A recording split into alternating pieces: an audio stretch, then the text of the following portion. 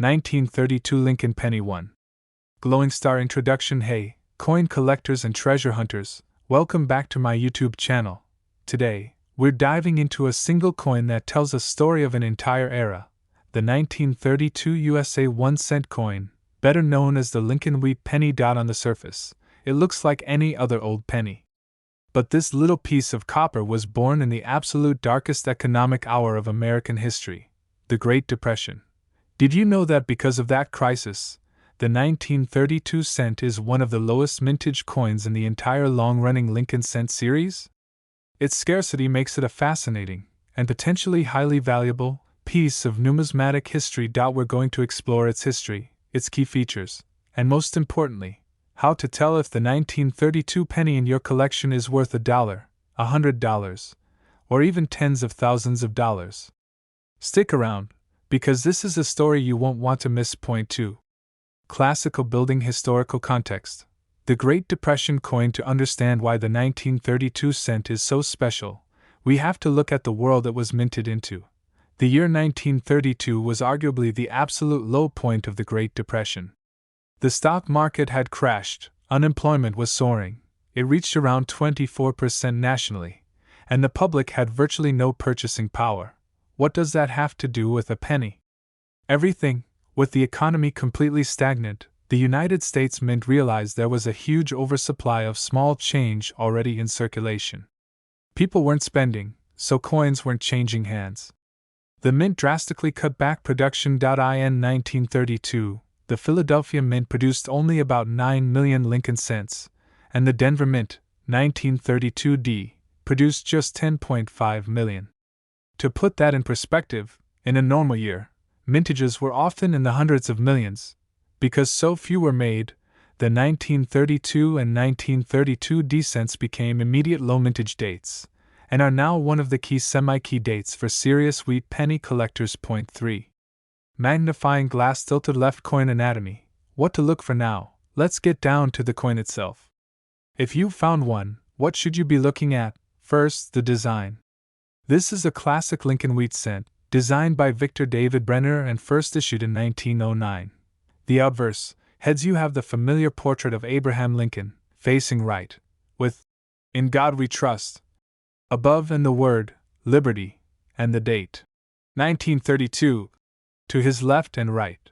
The reverse, tails. This is the iconic wheat cent, reverse, featuring two stalks of wheat flanking the words 1 cent and United States of America. The motto, E pluribus unum, is across the top. The composition. The coin is made of the standard composition for the time, 95% copper and 5% tin and zinc. This is where the value splits. The coin was made at two locations: Philadelphia Mint, no mint mark if there is no small letter under the date. 1932. It's from the Philadelphia Mint. Mintage, $approx 9,062,000. Denver Mint. The D mint mark. Look closely under the date. If you see a small d, it's from the Denver Mint. Mintage, $approx 10,500,000. While the Denver issue actually had a slightly higher mintage, both are highly sought after due to their low production figures. Point 4. Chart increasing determining value. The grade. Is everything okay? Here is the $1,000,000 question, or rather, the multi-thousand-dollar question: what is my 1932 penny worth? Like any old coin, the value is almost entirely determined by its grade or its condition. Circulated coins, good, fine, VF. These coins were used in commerce and show significant wear. Even in a lower grade like good or fine, a 1932p or 1932d cent will be worth more than a common penny. You're typically looking at anywhere from $1.50 to $10 or $20 for these pieces, depending on the specific grade and mint. They are an affordable piece of history. High-grade circulated EF, AU. Once you get into the extremely fine, or about uncirculated grades, the price jumps considerably. The details are crisp, and the coin retains most of its original look. Prices can range from $50 to $150 plus for these better circulated examples. Uncirculated, mint state MS. This is where the magic happens. A coin that has never been used, often still retaining its original mint luster. Low-end mint state, MS60 to MS63, expect prices in the $100 to $300 range. Gem uncirculated, MS65 and above, a flawless coin with strong strike and beautiful color. The price can skyrocket here. A 1932p in MS67 red has sold for as high as $13,200. The even more desired 1932D in MS67 Plus red has auction records surpassing $25,000. So, go grab your old coin jar. Look closely at the date and the mint mark.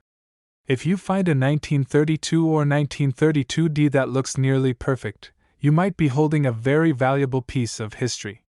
Let me know in the comments if you've ever found one of these low mintage dates. 5. Face with monocle, the rarity factor.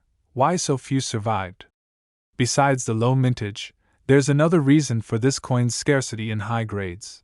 Because of the extreme economic hardship in 1932, many of the coins that were minted ended up sitting in Treasury and Federal Reserve bags for a couple of years.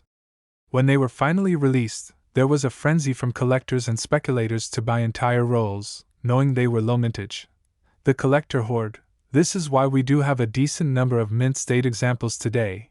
They were set aside immediately by collectors. The circulated drain.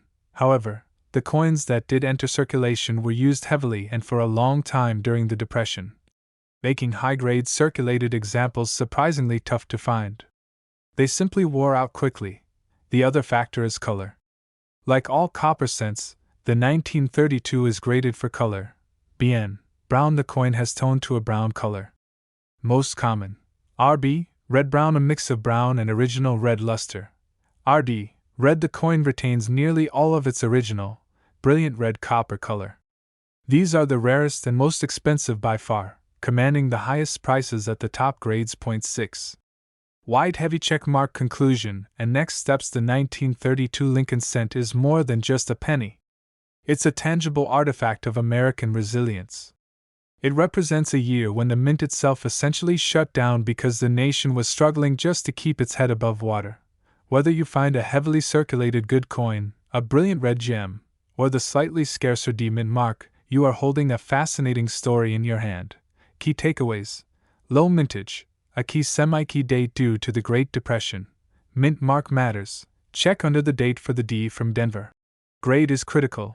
Value spikes drastically from circulated to uncirculated, especially with red RD. Color. If you're lucky enough to find one that looks virtually untouched, your next step should be to consider having it professionally authenticated and graded by a service like PCGS or NGC. If you enjoyed this dive into numismatic history, hit that like button, subscribe for more coin deep dives, and ring the bell so you don't miss a video. What coin should we explore next? Let me know in the comments below. Thanks for watching, and happy hunting!